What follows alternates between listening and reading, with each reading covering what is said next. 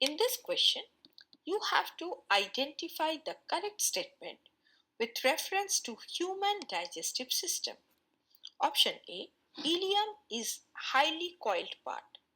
The ileum, which is the last portion of the small intestine, is indeed a highly coiled part, and it plays an important role in absorption of nutrients. Hence, it is the correct option.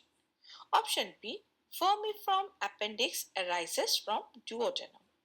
Now, this is incorrect because the vermiform appendix arises from the cecum, which is a part of the large intestine and not the duodenum.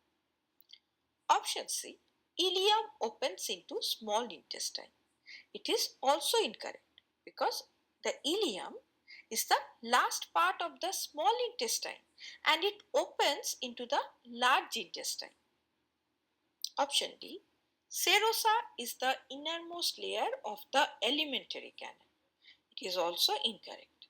The serosa is the outermost layer of the alimentary canal. The innermost layer is the mucosa.